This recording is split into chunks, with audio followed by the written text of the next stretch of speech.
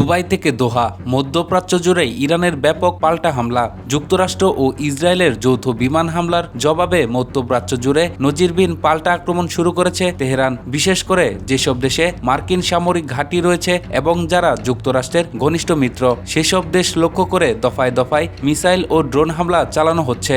আজ শনিবার সকাল থেকে মধ্যপ্রাচ্যের বিভিন্ন প্রান্তে ঘটে যাওয়া হামলার খণ্ডচিত্র নিচে তুলে ধরা হলো। সংযুক্ত আরব আমিরাতের দুবাইয়ের বিলাসবহুল ফেয়ারমন্ট দ্য পাম হোটেলে একটি শক্তিশালী বিস্ফোরণ ঘটেছে।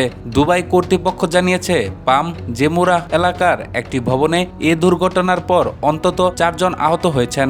আমিরাতের প্রতিরক্ষা মন্ত্রণালয় জানিয়েছে, তারা ইরানের এক ঝাঁক মিসাইল ও ড্রোন আকাশে রুখে দিয়েছে। তবে দেশটি একে ইরানের পক্ষ থেকে নির্লজ্জ হামলা হিসেবে অভিহিত করেছে। কাতারের আল উদেদ ঘাঁটিতে আঘাত। কাতারের রাজধানী দোহায় অবস্থিত মধ্যপ্রাচ্যের বৃহত্তম মার্কিন সামরিক ঘাঁটি আল উদেদকে লক্ষ্য করে বেশ কিছু বিস্ফোরণ ঘটতে দেখা গেছে। ঘাঁটিটি মার্কিন সেন্ট্রাল কমান্ডের প্রধান কেন্দ্র হিসেবে পরিচিত।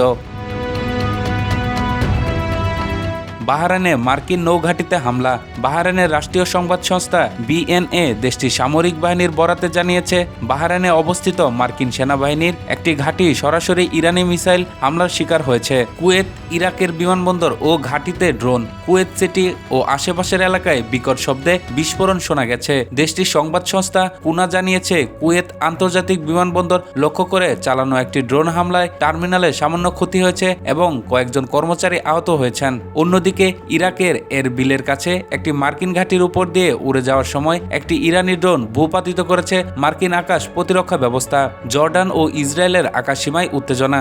ইসরায়েলের প্রতিবেশী দেশ জর্ডান জানিয়েছে, তাদের সশস্ত্র বাহিনী 2টি ব্যালিস্টিক মিসাইল ভূপাতিত করেছে, যার ধ্বংসাবশেষ দেশটির বিভিন্ন স্থানে পড়েছে। এদিকে ইসরায়েল জুড়ে সাইরেনের শব্দ শোনা যাচ্ছে।